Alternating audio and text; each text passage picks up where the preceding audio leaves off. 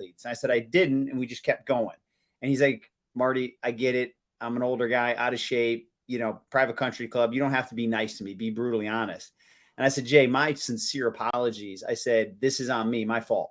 I said, I don't train you any different. You have the same muscles, same bones, same central nervous system, same ability to move in planes of motion. I can get you better at your stamina or your endurance, your strength, your power. The only difference will be your abilities within those capacities. But every single person, and we've seen the research that people in their 80s that have never worked out can build muscle. They can become stronger. They can become more powerful. And I told them the scientific principles that I'm training you with are going to be the same as an elite athlete, but I just have to tweak it in that perspective of where are you at with your ability within this capacity. Nothing else changes. And you could see he got like all excited all of a sudden. He's like, oh, I am an athlete. And I think from there on out, he was more understanding that I had a true training program for him, not just, okay, what are we doing today? Yeah. And I think oftentimes we take, we think of athletes, we automatically just assume these professional athletes at the highest level, but we have to start looking at our youth. We have to look at, the clients that walk in the door, because they are the weekend warriors. There are people that are starting to get more and more excited about fitness. And so we really need to think, as you said, every body has the same makeup, meaning, like you said, bones and joints and muscles. It's just, where are they starting? And I think, we've said this from the beginning, the assessments are really, really important, because even when we have these professional athletes that come back to us after the season, they're really broken down, the repetitiveness, the same movement patterns that they're doing throughout their sport. If they're not training correctly during the in season, when we get them in the off season, we have a lot of work to do. Same thing goes for someone that's, doing carpentry, or someone that's, using, like a hammer, same hand, same movements, over and over and over again. That repetitive use is going to cause dysfunction in, the shoulder area and shoulder region, along with other places. And so you want to open your mind when we say this, and, maybe calling your clients athletes is something that you can start to do, because it really does, something kind of changes the mentality of them having that Mamba thought process, or it does in my world anyway. There you go. No doubt. And I think that also when you can understand the model and how each phase works for an athlete, you can tie that back into what you're trying to do with them.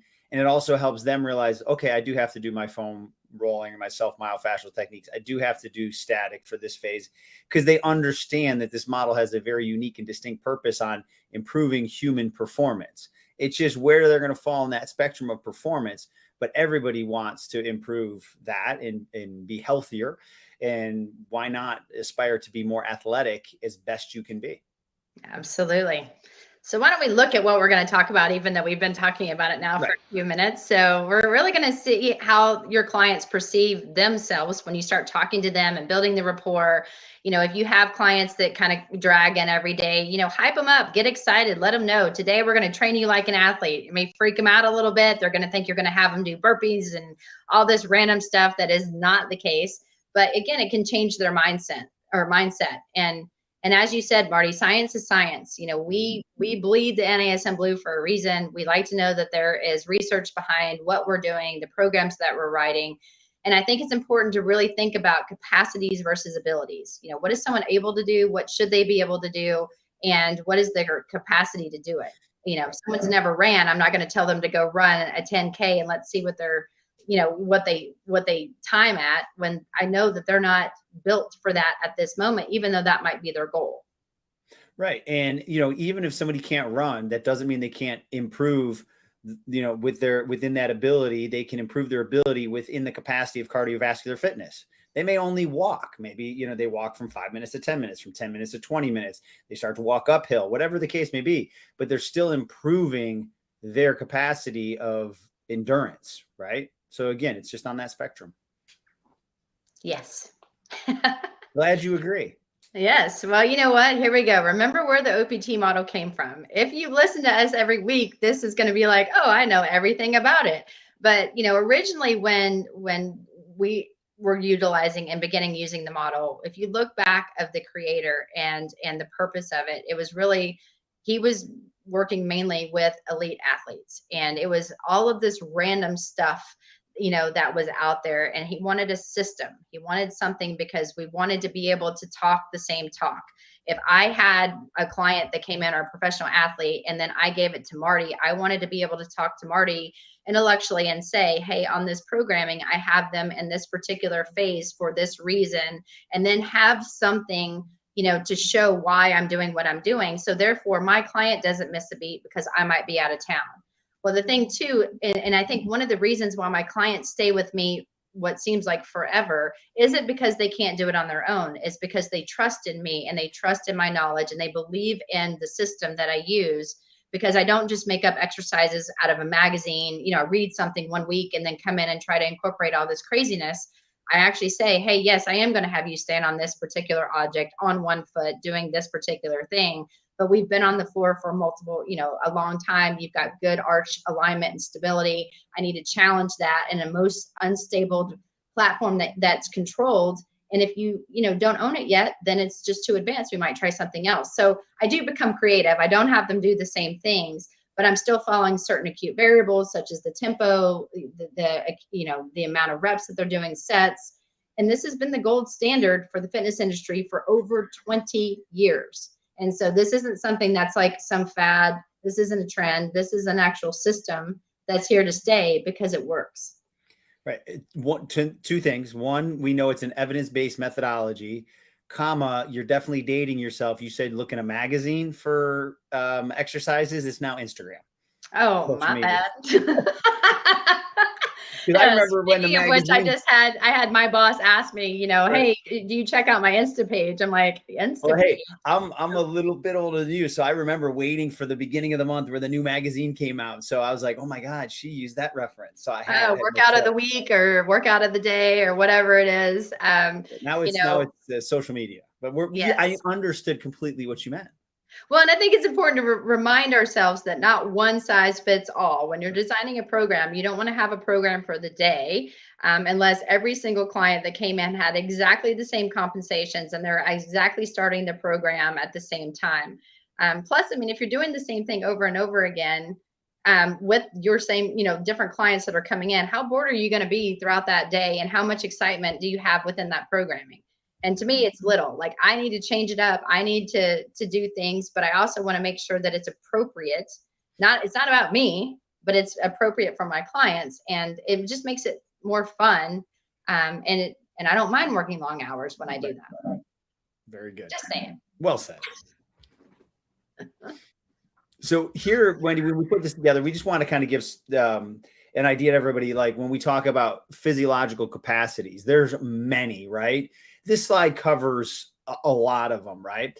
So physical capacities refer to the body's physiological functions within the body. So clearly, from a scope of practice, from a fitness professional, we know we can go after the muscular system, which in turn will affect the central nervous system or vice versa, and then the cardiovascular system. But think of when you look at the systems in the body or physiological capacities, there's many, but we know exercise has a lot of positive impact on all the body's different capacities. But going back to the model, we're going to talk about how we can improve muscular endurance, strength within the different blocks, power, and then of course cardiovascular. But then we also have part of that, don't forget, within that model is obviously mobility, range of motion, neuromuscular control, all of those different things. So we know our scope of practice, but remember, there are a lot of different physiological capacities within the body. Yes.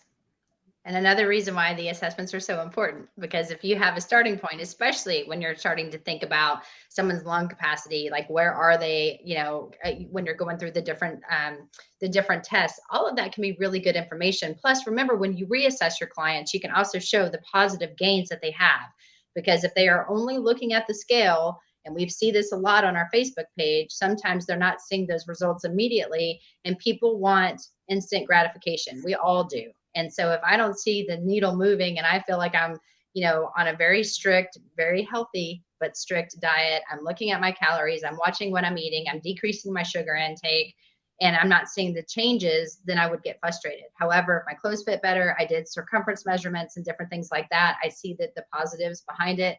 If I could barely walk a mile, but now I can kind of jog a mile, then I can see that there's gains there. So just know too that when we bring all that up, you want to make sure you have a really good starting point. So therefore, when you're building your programs, it is progressive, and you're not starting them too fast because they want to start at a higher level. Sometimes what somebody wants and something that somebody needs might be different. And it's a very, very important that you talk about the approach that you're going to take and why. And that's why Marty and I always go back to the rationales and having, specific information of why we do what we do when we do it. So therefore, the client can also feel engaged and understand the programming.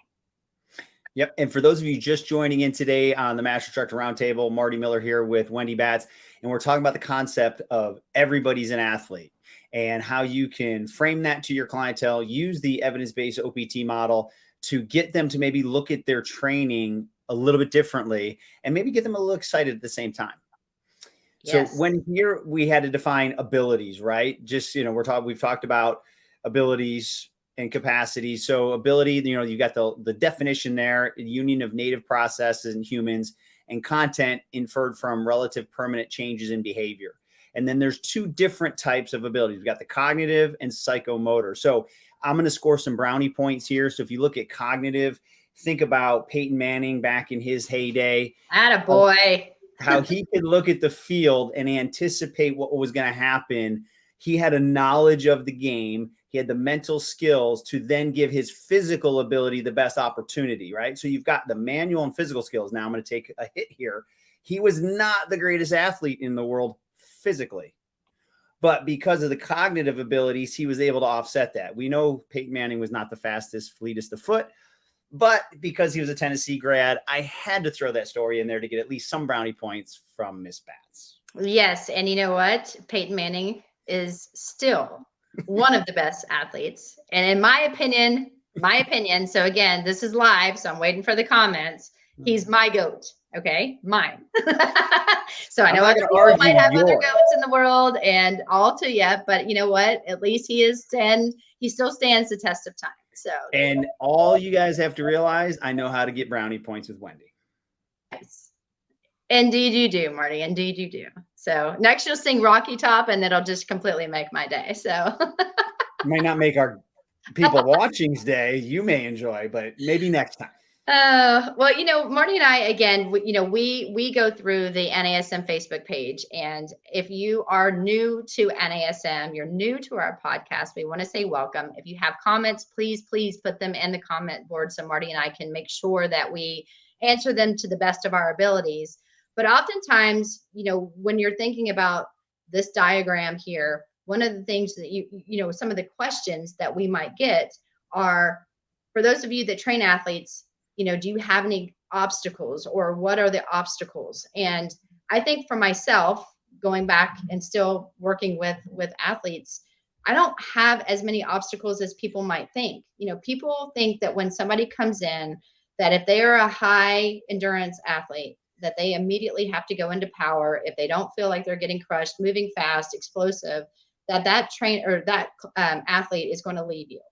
It's actually the absolute difference. When they come in, I do an assessment. I point out some of the things that I see that isn't as ideal as it could be. And I say, listen, we're going to relax this area. We need to strengthen this area. We need to realign your hips a little bit, because I've noticed when you're squatting, you're doing this, or your foot's turning out here, and you're decreasing your power output. And so my job is to fix what's broken. And you need to work with me and actually take it upon yourself to do things at home. And I explain what those are, but you have to trust me. And I get people that are starting to come back.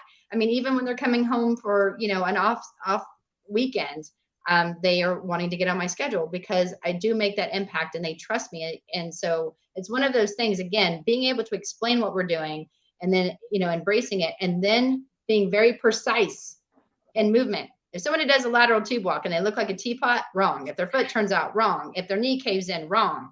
So again, very specific movement patterns and quality of what you're doing is going to make all the difference in the world. And looking at this little diagram on the right, these are all those physical abilities that people should hopefully have some of, or maybe, you got some people that are just freak athletes. Whatever you tell them to do, they can do it, right? And some people only trained in one of these. And then I view this as a wheel, right? You don't want a wheel that's not round. It's kind of hard to get things rolling, right?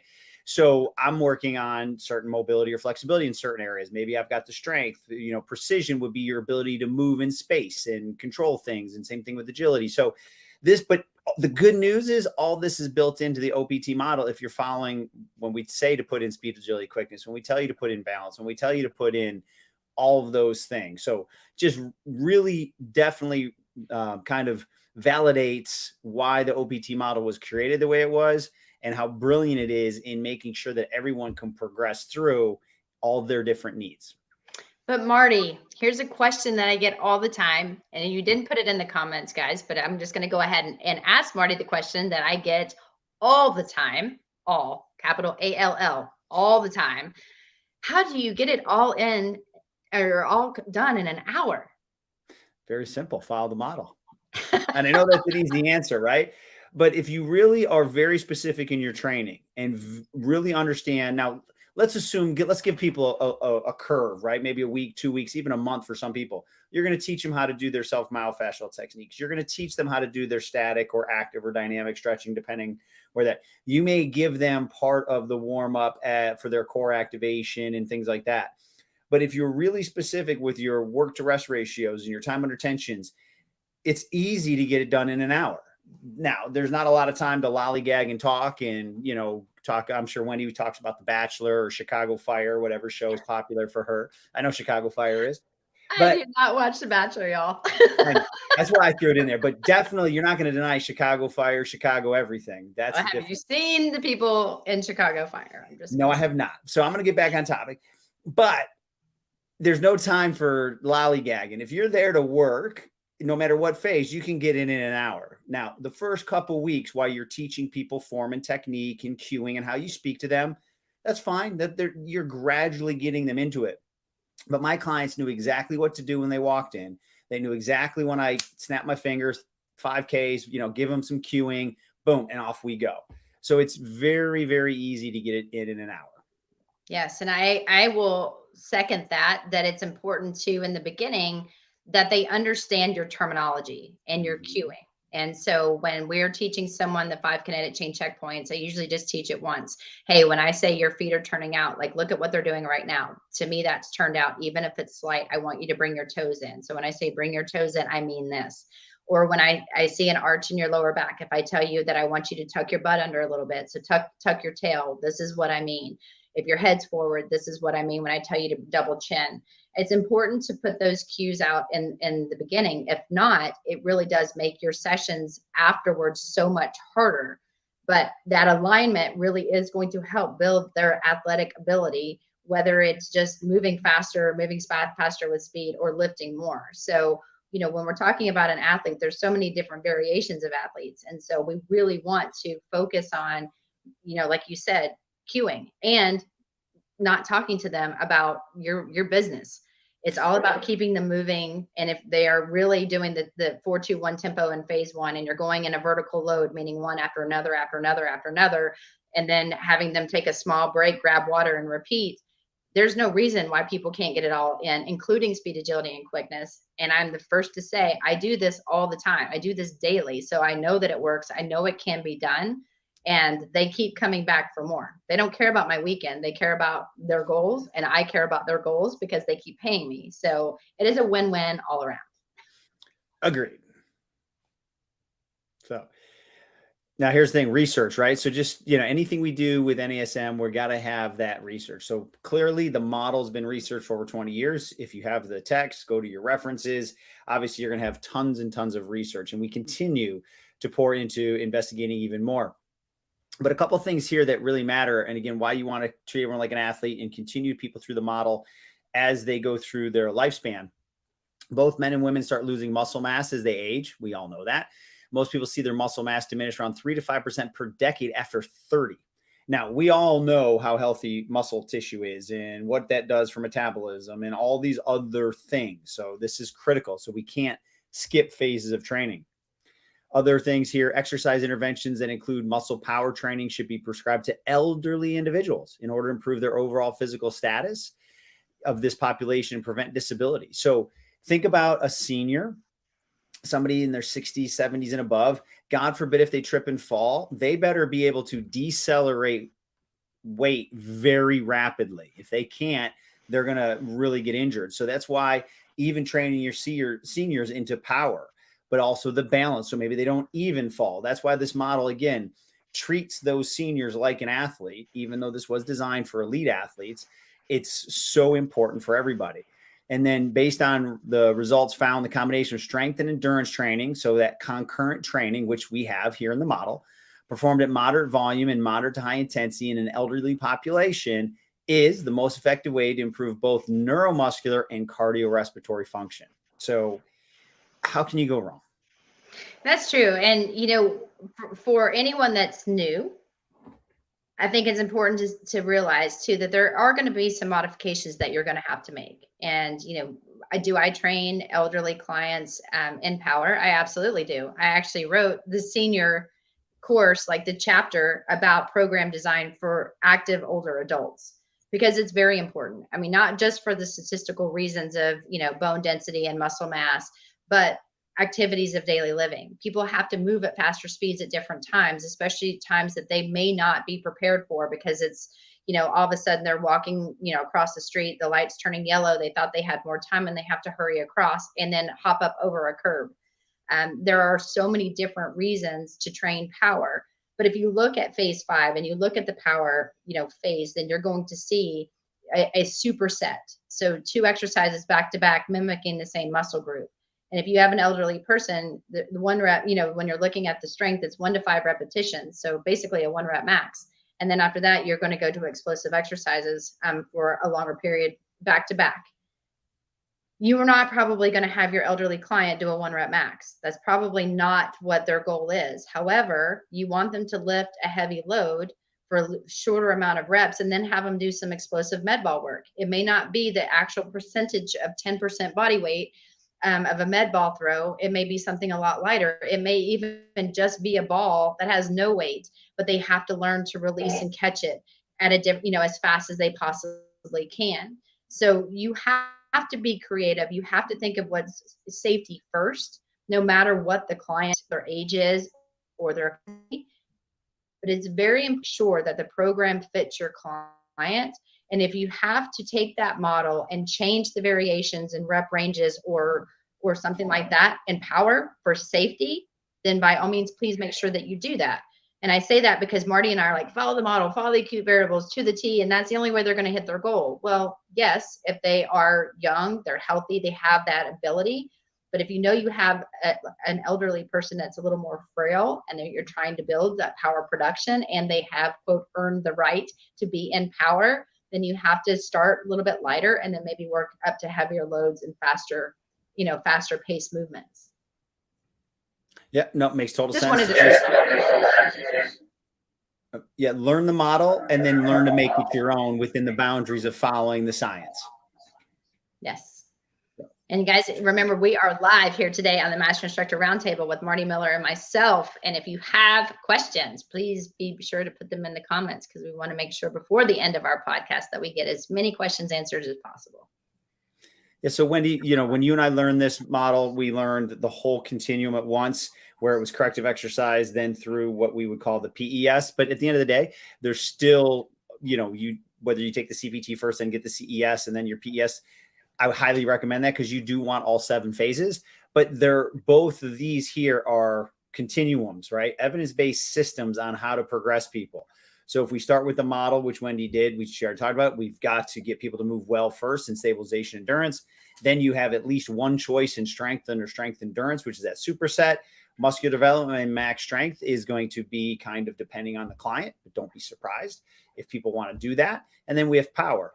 But underneath holding all that up, in a sense, is our corrective exercise continuum, where we identify movement dysfunction, we inhibit and lengthen overactive tissue, and then we activate and integrate underactive tissue to get people back to the closest to kind of equilibrium, in a sense, so they're moving as best as possible. So then as you pour into them, as they move up the model, you're getting the best activation and the best, you know, 5 kinetic chain checkpoints. So there's less stress on the joints. And now people can actually engage in more higher intensity for them exercise because they're moving as best as possible.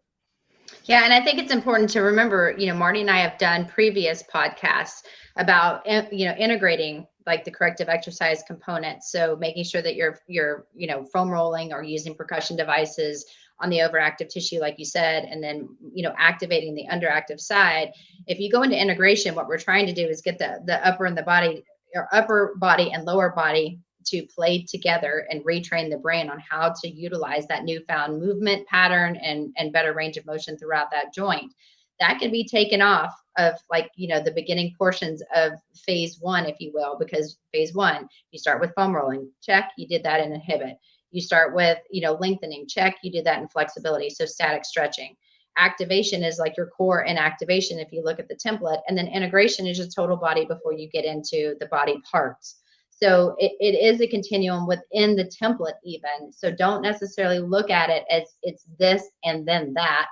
It should be, this is an integrated model that's utilizing every component that's in the best interest of someone's movement pattern to make sure that they're going to be able to be more efficient. Remember, when we talk about neuromuscular efficiency, it's getting the right muscle to fire at the right time and the right plane of motion. So if you add some corrective exercise before the resistance part in any of these phases, it's going to enhance that movement pattern altogether. Very well said. And that's why you and I fell in love with this model and use it every single day. Every day. Maybe even twice, right? So some examples here. So, because I'm so comfortable with Technogym's equipment, the skill mill is a non-motorized treadmill. So you are the motor, you're the brakes. Some people walk. That's what they can control. Some people will do high-end sprints. Again, so you've got a walk to a sprint. Totally, totally fine. Then you'll see here, we've got someone doing an explosive med ball throw, and then somebody just doing a band speed press. But all of those are still working on the same capacities. Just one person's walking, one's sprinting, one's doing an explosive med ball throw, one's doing a speed band press. But at least they're working that capacity within their physical abilities. Yes. See, that was easy. That was easy. So the key takeaways, again, before we end, guys, if you have comments, please let Marty Miller and I, myself, Wendy Batts, know, because everyone is an athlete. If you don't believe us, you have questions about it, stick it in the comments, let us know. But, our key takeaways is truly that everyone is an athlete. And you know what? You want to treat your clients no matter what age they are, especially if you work with seniors and you call them an athlete, you're going to watch just the smile on their face because they think it's cute, they think it's funny, but then you can explain to them everything that Marty and I talked about in the very beginning. The model is your friend, or models, if you're going to actually include the corrective exercise spectrum and continuum, which you absolutely should. And again, you now think about someone's capability of doing things, the capacity of their body to be able, and their organs to be able to handle whatever demand you're placing on it. But always make sure to look at the 5 kinetic chain checkpoints. It's quality over quantity. And just choose the exercises that are going to challenge a client, but then also make sure that it makes sense and it's safe. Yeah, I mean, I know it sounds simple, but the key thing is to know that model and understand where it came from, and then create your mindset around how to tell your stories. So that way all your clients truly understand what you're doing, why you're doing it, and then you're going to get a ton of buy-in. Buy-in's everything. So if you have questions, guys, feel free to email me at wendy.batts@nasm.org, or you can find me on Instagram at wendy.batts13. And then my information's popping up immediately. Our producer's on it. dr.martymiller72 for Instagram, and then marty.miller@nasm.org. So Wendy, as always, great job. Hopefully, I think that we put out some good information where people can kind of look at the model a little differently. And we cannot thank you enough for joining us today. And as always, we look forward to seeing you on next week's Master Instructor Roundtable.